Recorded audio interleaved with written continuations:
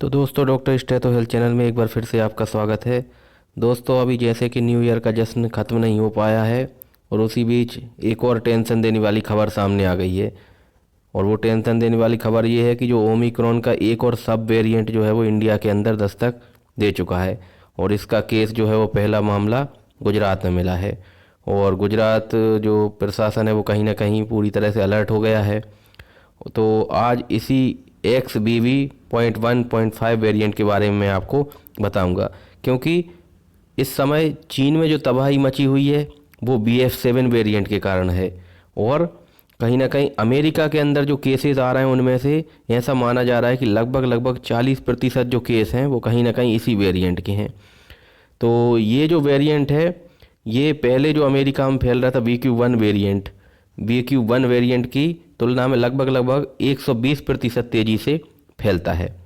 तो John Hopkins university के जो वायरोलॉजिस्ट हैं एंड्रयू पेकोस, इनके मुताबिक XBB.1.5 वेरिएंट में एक एक्स्ट्रा म्यूटेशन है और इसकी वजह से यह इंसान के शरीर की कोशिकाओं से आसानी से जुड़ जाता है, बहुत अच्छे तरीके से जुड़ जाता है। और जब ये कोशिकाओं से अच्छे से जुड़ पाएगा तो ये इन्फेक्शन को भी अच्छे से फैला सकेगा कहीं ना कहीं। और centre for disease control and prevention CDC की तरफ से जो आंकड़े जारी किए गए हैं उनमें भी यही बात पता चलती है कि कहीं ना कहीं संयुक्त राज्य अमेरिका यानी कि USA में इस समय जो कोविड-19 के केसेस आ रहे हैं उनमें से 40% से ज़्यादा XBB.1.5 वेरिएंट के हैं।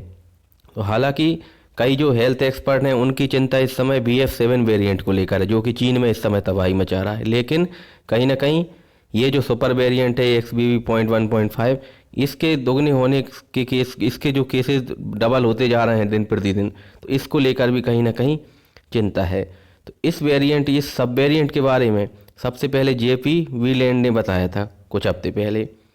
तो एक्सपर्ट जो है उनका ऐसा मानना है कि अभी फ़िलहाल में जो है इतना ज़्यादा डरने की ज़रूरत नहीं है, क्योंकि इसी फैमिली का एक और सब वेरिएंट आया था जो कि अगस्त में आया था, जैसे हम बोल रहे थे XBB.1, और अभी जो आया है वो है XBB.1.5। तो कहीं ना कहीं ये जो XBB.1 वेरिएंट है ये पहले ही अगस्त महीने में आ चुका है इंडिया में। और कहीं ना कहीं ये मान रहे हैं एक्सपर्ट कि इसके जो है वो इतना डरने की ज़रूरत नहीं है, क्योंकि XBB.1 से ऑलरेडी लोग इन्फेक्टेड हो चुके हैं और कहीं ना कहीं ठीक भी हो चुके हैं।